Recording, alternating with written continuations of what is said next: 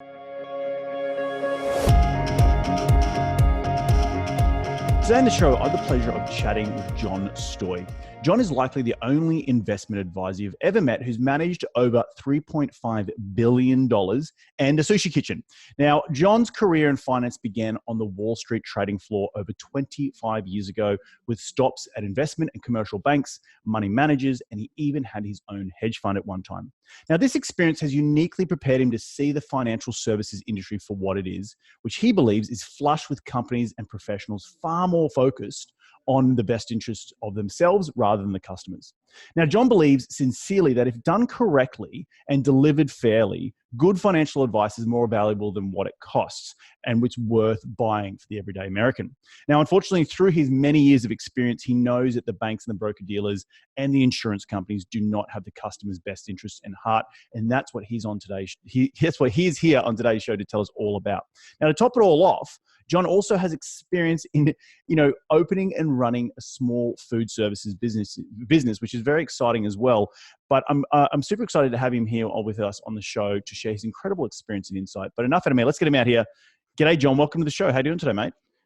Reed, thank you, first of all, for having me on. It's great to be here, and I'm looking forward to chatting with you. Mate, well, I know you reached out a little while ago, and I was really pleased and pumped when you said that you wanted to jump on. And I know that you've been a bit of a fan of the show, so thank you very much. And I'm glad to have you here. But, you know how the show goes. I'm going to ask the first question. Rewind the clock and tell me how you made your first ever dollar as a kid. Okay. Well, I have listened to the show, and this is a great question. I'd love to hear other people tell you. The way I made my first dollar is probably similar to some of your guests. It was mowing lawns. It was my grandmother's lawn, and I think that she probably gave me the ability to pull start that lawnmower a little earlier than I should have. The OSHA would have been a little upset if they found out that a 9-year-old was pushing around this gas mower with no screens or anything like that protecting him. But that's what I did. The thing I remember about it most was that it taught me about pricing, and I didn't realize it until later on. But she gave me $20 to mow her lawn, which was really good, frankly. And because since this would have been like 1980 or something, so your $20 was a pretty good paycheck. Right. And so I went and I tried to build a little business off of that. I learned two things. I learned one, not everybody wanted to pay $20 to have their lawn mowed, and then I learned the other thing, which is that some people were very happy to pay $20 if I didn't take into account the size of the lawn prior to making that agreement. So, so it went from there. That's awesome. That's a really awesome lesson. And yeah, $20 to mow a lawn is a really that's well done. You could go buy yourself a bike with that back in the 1980s. So. Oh my gosh, yeah, without a doubt. I think my friends and I we sort of like we syndicated. That's what we did at a young age. We syndicated our purchases of music. So we went to the record store, and we were all. I'm giving myself away as a bit of a geek here, but we were all big Yes fans, and so they had a dozen albums, and we had one of them each, and so we said, well, geez.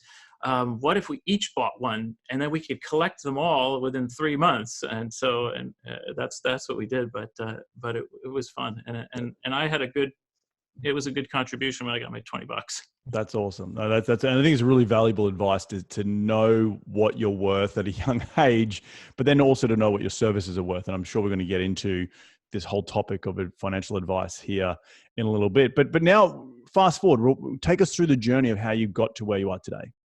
Okay, well, heck, it's a long journey, and given my age, not that I'm terribly old, but I got my invitation to join AARP just last week, the first of their many, I'm sure, invitations to join them. I hear they do that when you're approaching 50, but at any rate, so I have always been involved in some way since my career started in real estate, shockingly enough, which is why I was excited to be on your podcast.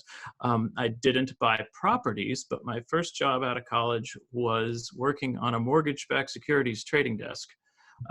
And so I got into that, and it just fascinated me because you could see and know that a property was behind each one of these bonds, or in this case, hundreds of properties were behind these bonds. And depending on the types of them, whether they were residential or commercial, the commercial mortgage-backed securities, they could have been one or just a few buildings.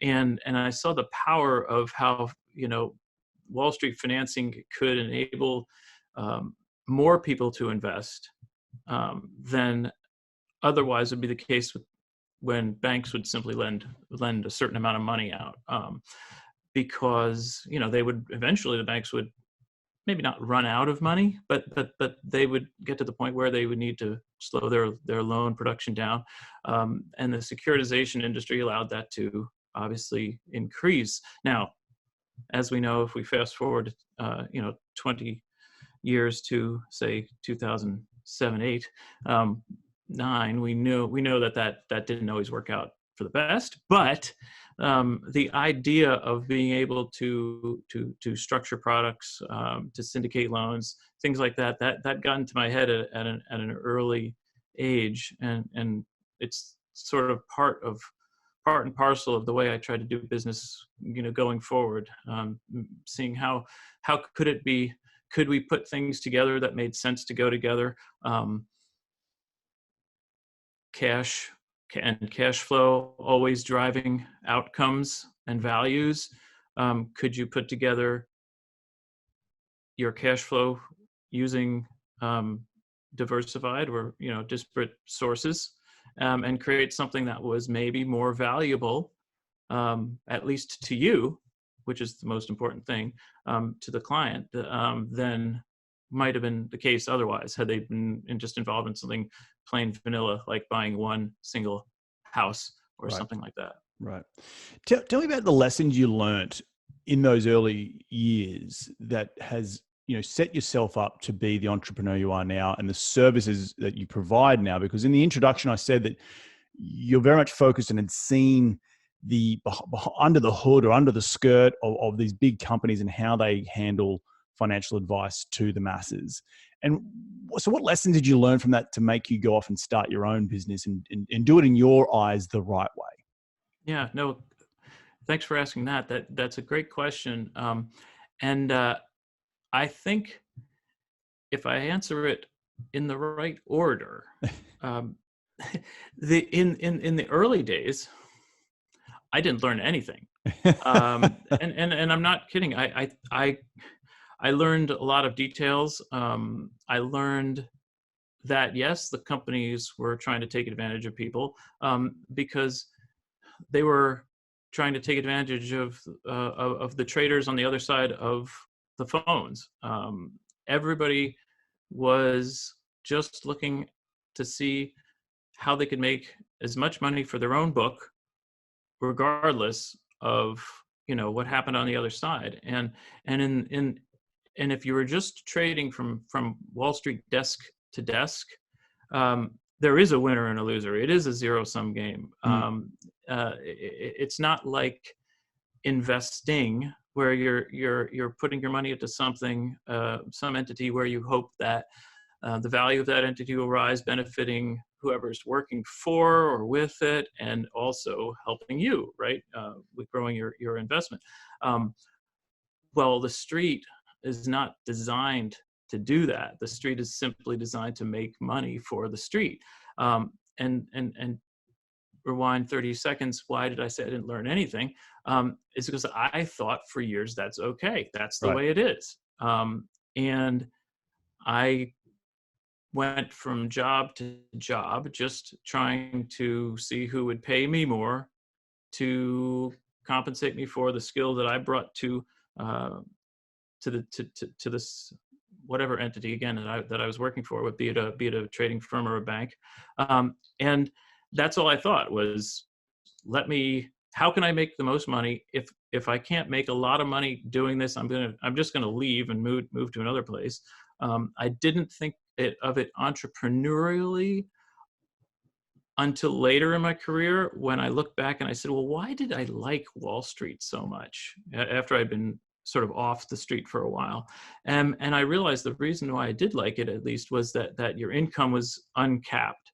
Right. If you did a good job, if you brought something to the table, you would be paid for it. And I couldn't understand how anybody could go work for what I just considered a regular company, where they knew that they would not make that much money, or they knew exactly what they would make, whether they did a super job or a kind of a mediocre job that year. So I think that did plant the seed for my entrepreneurial mindset. But frankly, it took the financial crisis to push me into being an entrepreneur on my own. And talk about a little bit about that. Why did it push you to do that? Because the Wall Street, there was blood on the street in Wall Street, and no one was doing any business, and thus you didn't have enough money coming in to keep a roof over your head. Like, what forced you? What mechanics forced you to go out on your own? And I'm sure it would have been a huge leap of faith, right, at the same time, right? Yeah. It was a leap of faith, and it was a bit of me becoming jaded with the system.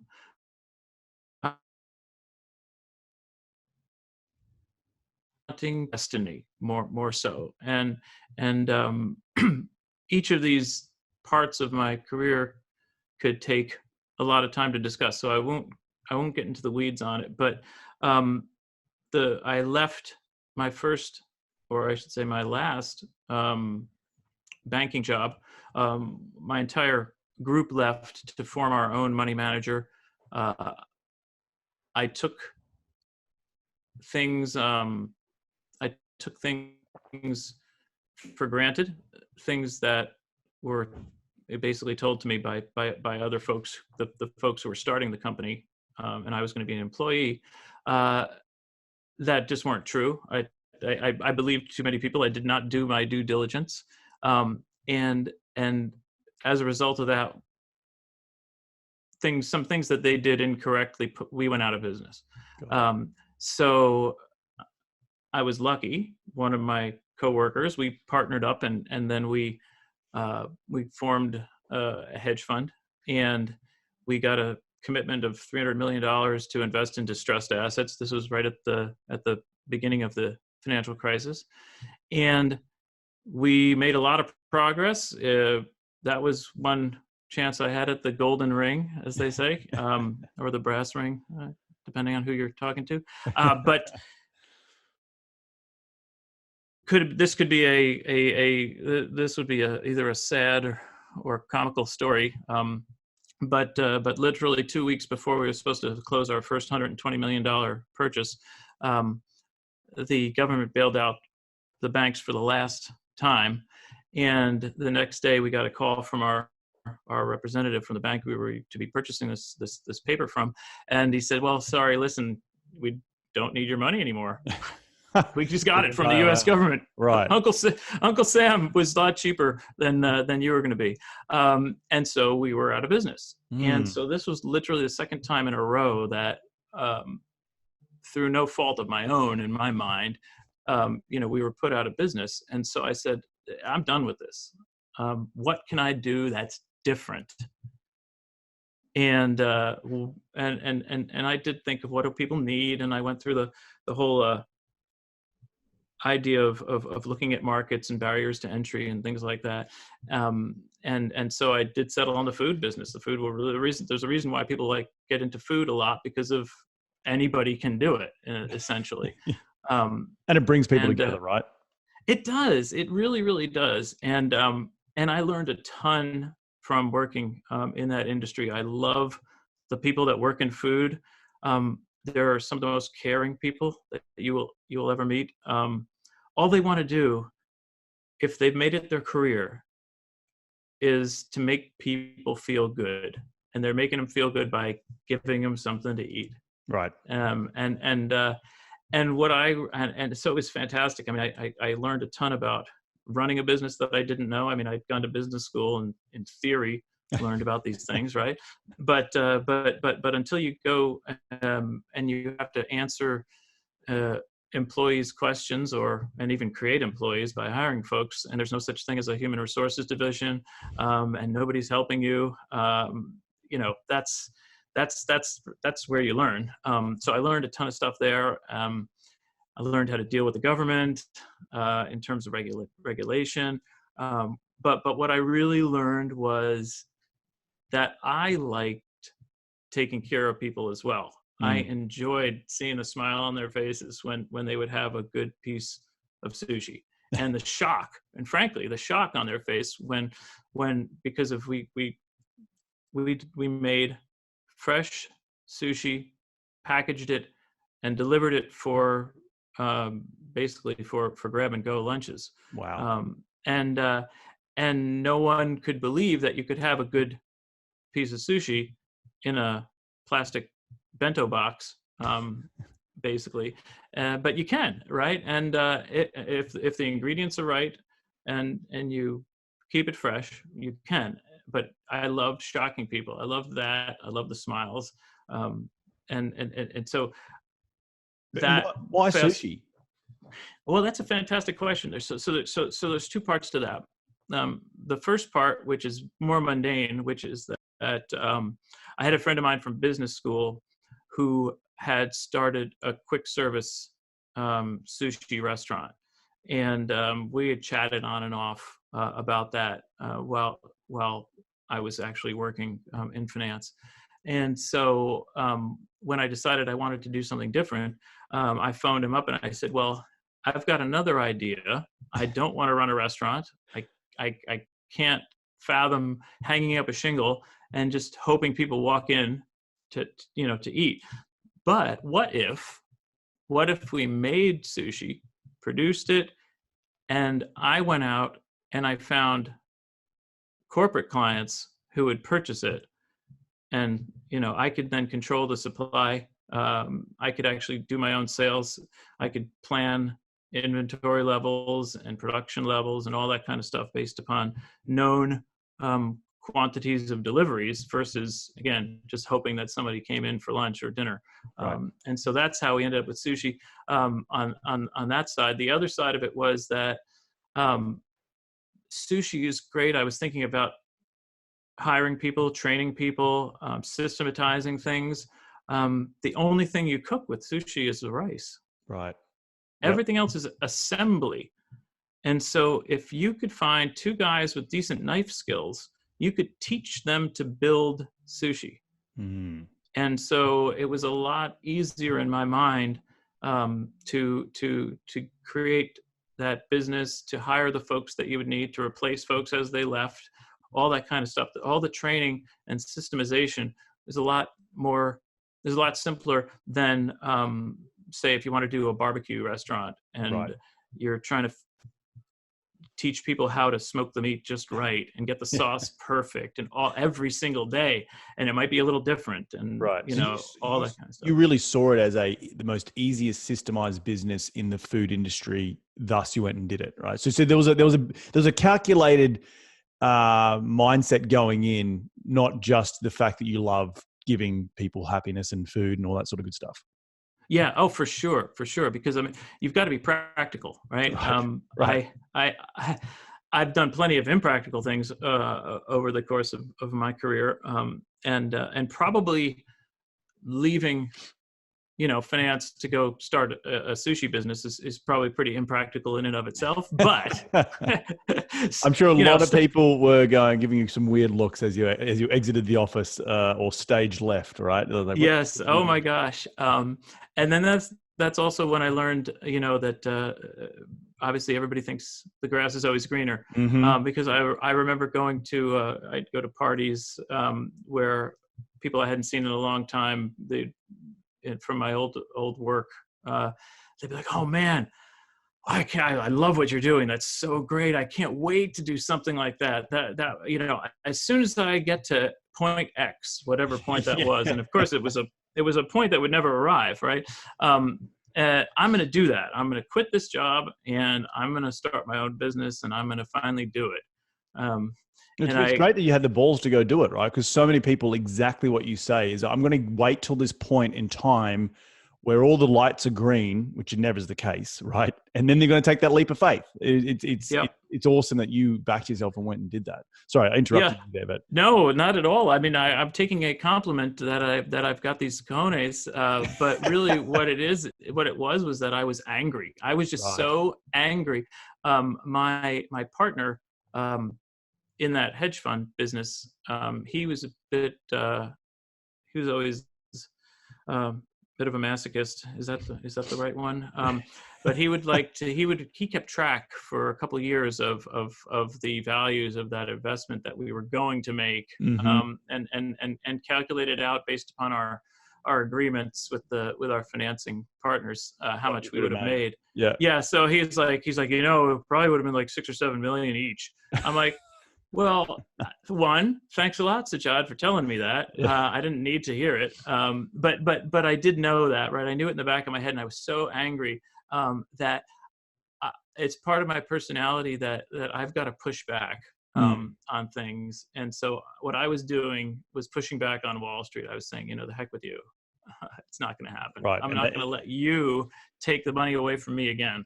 Right. And that's when you went and just jumped ship completely 180 on going from Wall Street to a sushi kitchen, which is completely nuts. And I know how much sushi is regarded like a fine wine to some extent, where you have to get it right. Otherwise, people are not going to like it.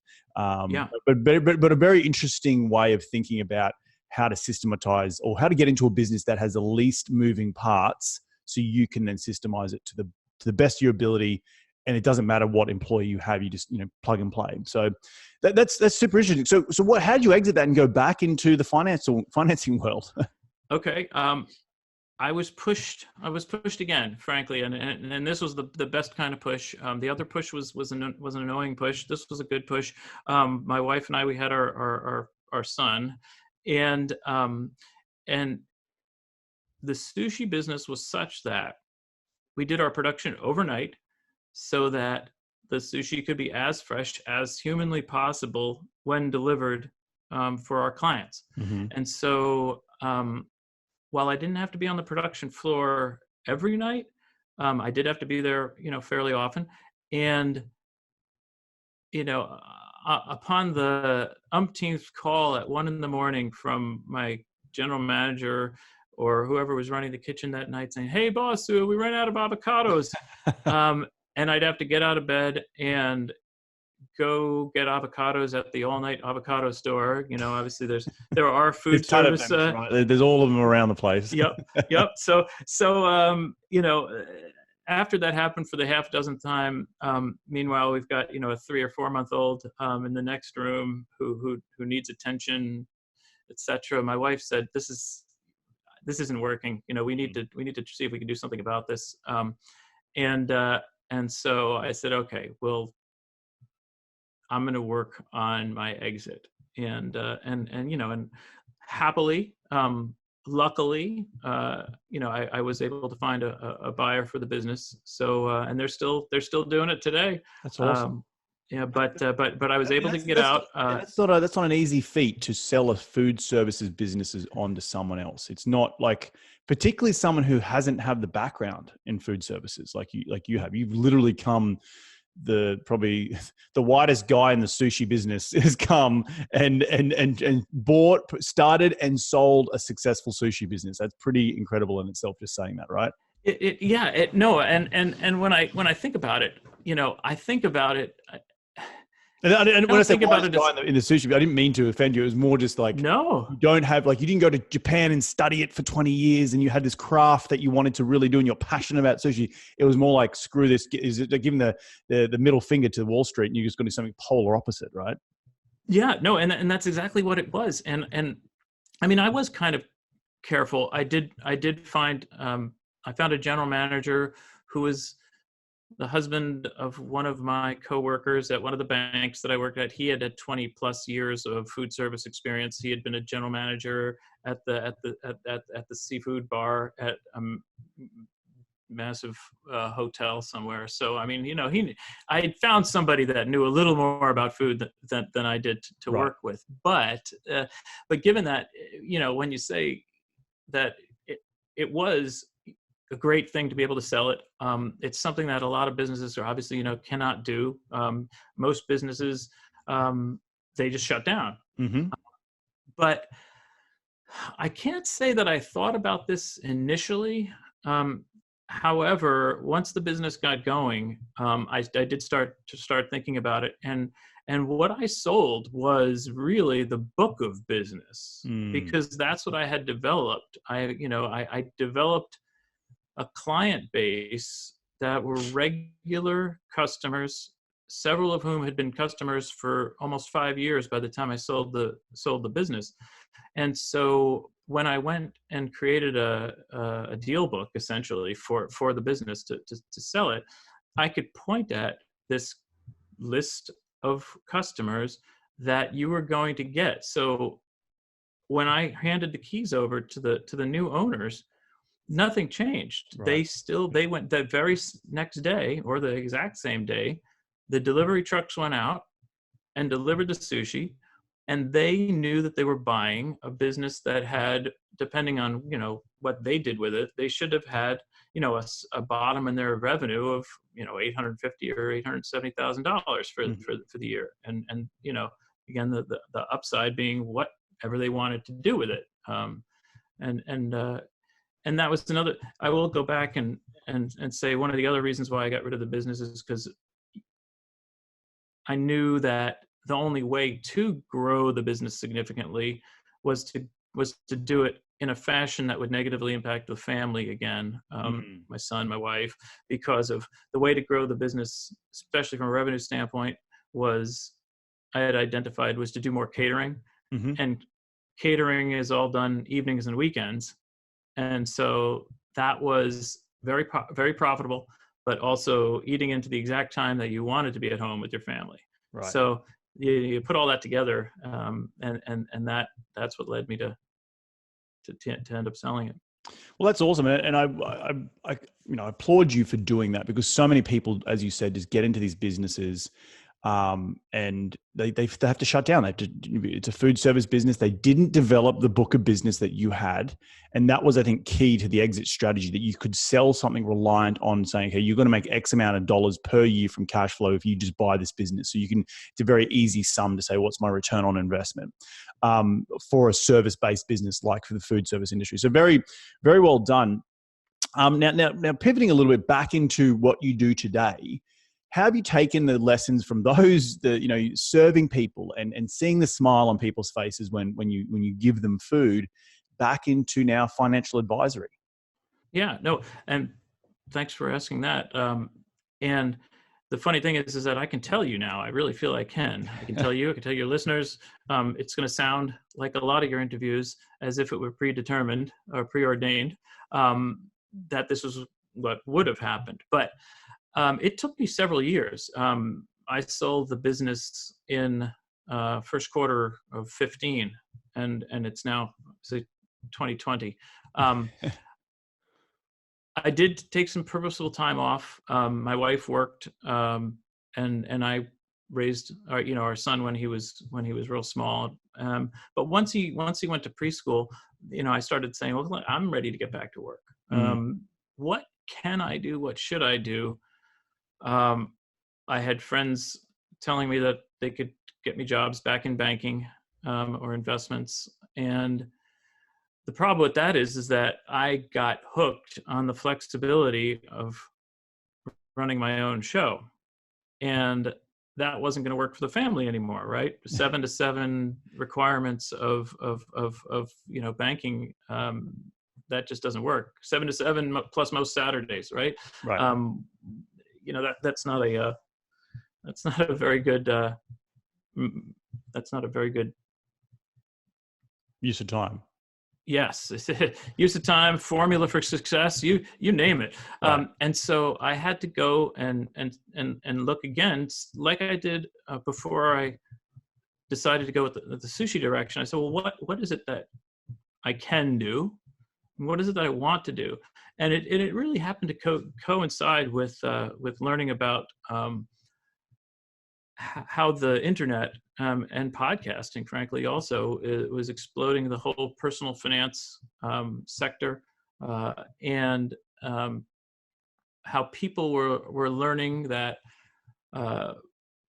Wall Street often is out to get you, Yeah. and that but that people could get together on the internet and share information, really, really valuable information that could keep you from basically losing money, giving money away, but also, educating folks on personal finance, things that only 10 years prior, really difficult to distill. You could always buy books, right? You could buy a and in fact, I tell people, just go out and buy any book by John Bogle, and you'll learn valuable investing advice, which is, don't pay anybody to do your investing for you. Things like that, right? But so I said, well, I know something about finance. I know something about running businesses. I've had people over the years come to me, friends, coworkers, and pick my brain on things that they wanted to do with their lives, frankly, whether it be career moves, investing moves, different things. Basically, you name it. And I found that that's what I really enjoyed doing. I enjoyed those chats with my friends, and I felt a lot of personal satisfaction. Not to sound too selfish about it, but that people would call me up, and I hadn't spoken to maybe in 5 years, and they'd say, "Hey, listen, I'm thinking of doing this. You used to do this.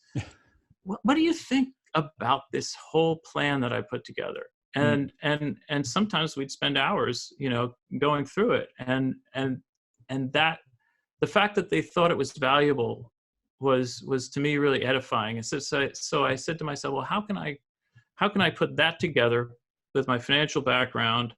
Because I can't hang up a shingle. I mean, I think I'm pretty great, but I can't really hang up a shingle, much like the food business. I don't want to hang up a shingle and just hope somebody's going to come in and buy some sushi. Well, I'm not going to hang up a shingle outside the door that says number one advice, come talk to John Stoj about whatever. Right? Nobody's going to be calling my phone is not going to be ringing off the hook. But I can talk to them about financial issues. I can talk to them about planning, and the financial planning industry is something that exists. people do it, and on top of everything else, I also know that people get taken advantage of by the financial services industry, by people who purport themselves as financial planners, but are really just salesmen for some financial product, often insurance. And so I could just check off lots of ego boosting things on my side, which is like, help this person not lose money, help this person organize their life, help this person prepare for the future for a change instead of just letting the future happen to them. And on top of all that, I could actually get something out of it myself. Right. As a personal gratitude, you could get something out for helping your friends and family and creating a business. So I guess what the question begs to come to mind is, like, for the listeners out there, when you're looking at financial advice or financial services, what are like the number one things you would advise people to avoid? Because you've obviously come from the world of Wall Street, where you've seen behind the curtain of what, they're just out there pushing some product again that's really not in the best interest of the customer. So are there any just, a couple of tips, 2-3 tips that people need to understand when looking at independent financial advisors? Yeah, I think the first is and probably the most important, is figuring out how they get paid. How does whomever you're working with get paid? And so, the business of commission-based financial product sales is under attack, rightly so, and people sort of get that. I think they do. I think they realize that if somebody is selling them something, the person selling it is getting paid, but exactly how, and Wall Street is designed the products so that it's very difficult to actually see how that person is getting paid. Right. So how is the person getting paid? Corollary to that, if they say that they're not really getting paid on it, or they're going to offer you some free service because somehow in the future they expect to get paid, that's also a big red flag. Like, for instance, the insurance salesman who bills himself as a financial advisor, it tells you, well, listen, don't worry about it. We're going to do a financial plan for you. How much is that financial plan? Oh no, the financial plan is just part of our business. We're just gonna do it, and we'll see what happens, because of then, we might find something we can work together on. I mean, that's language that they teach financial planners, right, quote unquote, right. financial planners to use. Well, shocker, they do the financial plan for you, and you need a bunch of insurance. Their insurance, right? Not just their insurance. Their insurance. No. Right, and the most expensive type of insurance. Yes. And so find out, how is the person getting paid? Obviously, the conflicts of interest that go along with commission-based financial advice are fairly obvious. So you look for fee-only folks, but even those people are split into two camps. There's the fee-only camp that charges people a percentage-based fee of their assets under management, the AUM as they call it, and that can be fee-only. They could tell you quite honestly that they take no commissions based upon any financial sales, but they'll tell you, they'll use the fancy word fiduciary. They'll say, I'm a fiduciary, I'm required to be a fiduciary, blah blah blah. And that's a word that I have a little bit of a problem with, just because of it makes it seem a lot more complicated than it is, or a little fancier than it is. Yes, it's all this fancy word, and it means you must have my best interest at heart. So let's tick the box and sign away. Right? Exactly. But then on a fee-only assets under management model, the question then would be, what's in the best interest of the client and what's in the best interest of the advisor? Well, the best interest of the advisor is to grow the client's money or account holdings as much as possible, so that your fee could be as large as possible. Right. Well, if you understand financial markets, you know that there's no financial advisor in the world who can affect whether the financial markets go up and down. Right. So the only way for them to grow your money is to get more money from you. They can't make the market go up. The market might go up, sure, might go down. But the only way for them to make money from you is for them to get your money. And corollary to that, to prevent you from taking your money from them to use in a fashion that will cause their compensation to go down.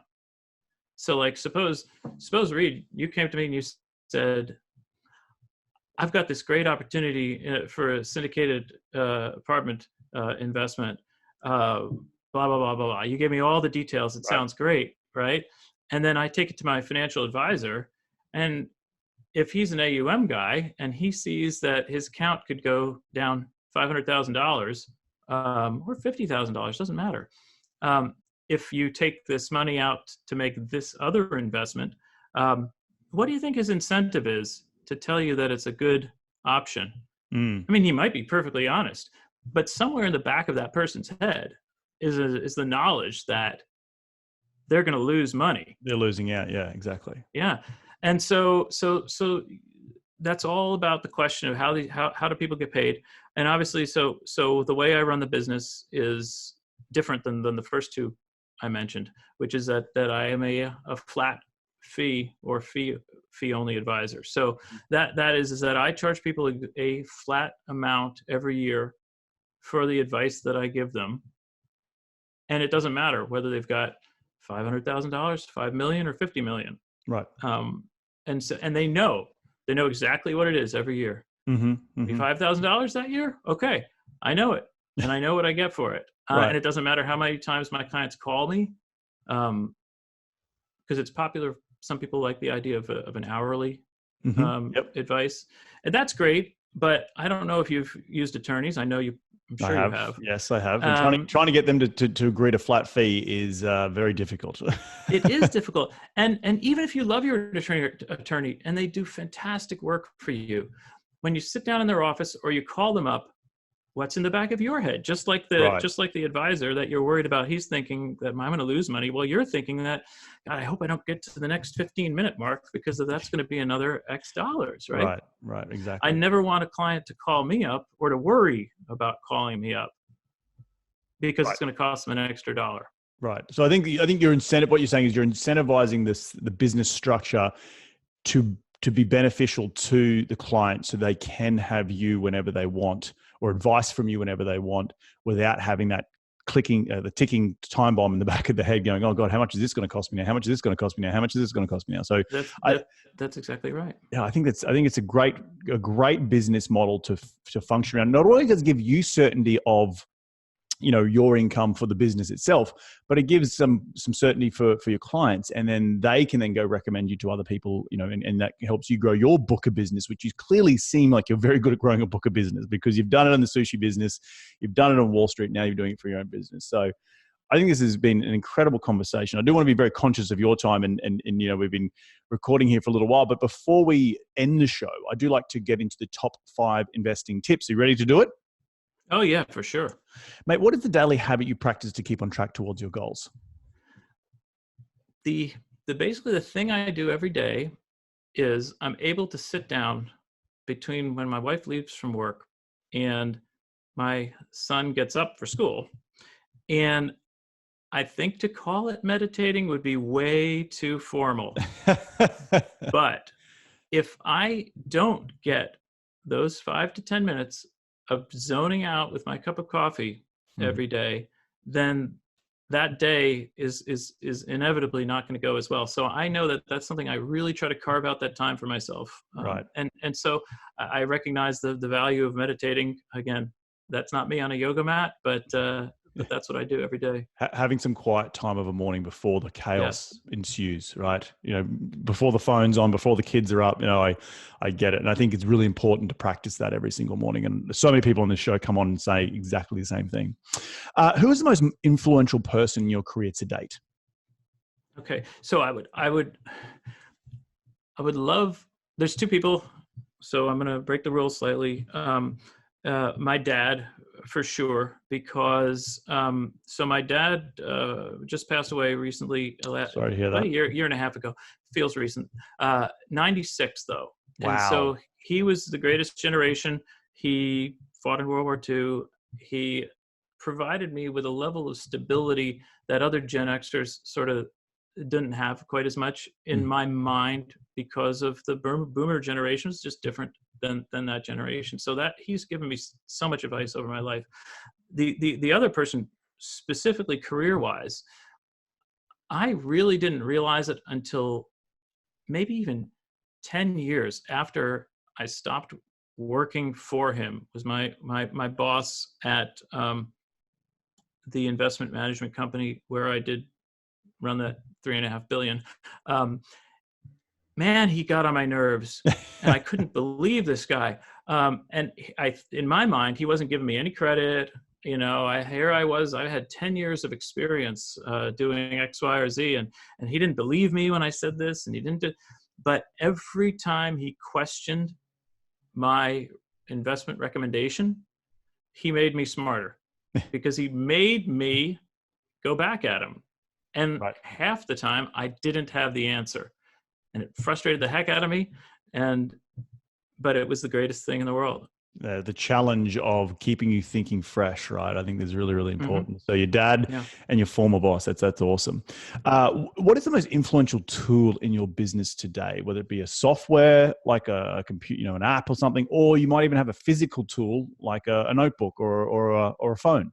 What's Well, the most? geez, you've given it away. I am old school. I like to use the red moleskin notebooks, and I like to have the smaller ones, Mm-hmm. so I can pop them in my pocket. I've got one right here. And I like It's my own one. It's my own branded one, but it's the same thing. It's small and it's effective. So it really is. And all they tell you about writing stuff down and that being the best way to remember it, it's all true. And Mhm. I know I have a reminder thing on my phone. We all have like the notes on the iPhone or your Android or whatever, but it doesn't work. My notebook works every time. I find it a good balance between, I've got a master to-do list on Google spreadsheets that I go through for each individual property, but the day-to-day, the week-to-week, get mind dumping onto a piece of paper into a small notebook, taking it when I'm walking properties or going to client meetings. It's just enough to jot the idea down. It's just a pen and paper there, and it's so simple, and it's nothing more complicated than that. You don't need these apps and things that are buzzing at you and notifications all the time. For sure. It gets a little bit stressful after a while, but no, I love it. In one sentence, what has been the biggest failure that you've done or you've had in your career, and what did you learn from that failure?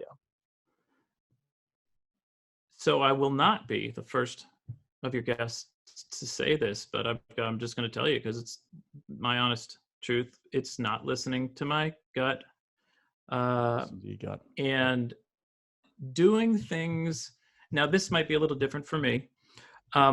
Is I've spent again, just like I like to help people. I'm a pleaser, and so I don't like to give people bad news. Mm-hmm. And as a result, I've done the wrong thing. I've had my little voice tell me, "Don't do this, don't do this," and I felt that I would disappoint other people by either dropping out of an investment or not going to a certain meeting or whatever. Mm-hmm. Fear of judgment, right?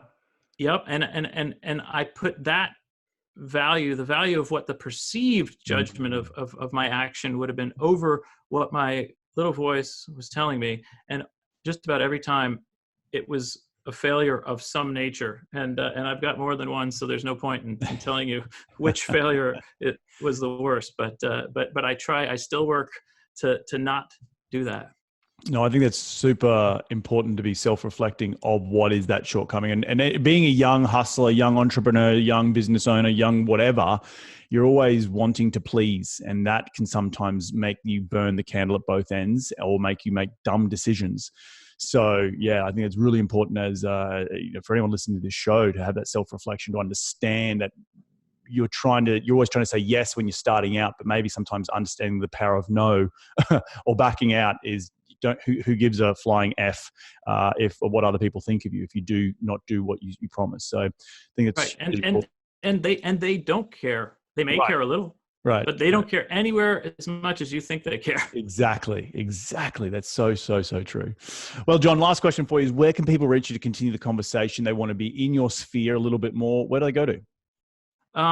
Well, I am, for better or worse, all over the internet.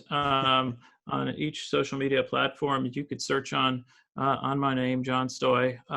You could go to my website, John F. as in Francis, Stoj.com. And then my company is Verbatim Financial. So verbatimfinancial.com. All right. Well, thank you very, very much. And for everyone listening out there, Stoj is spelled S-T-O-J. Not Y. It's S-T-O-J. Yes, I should.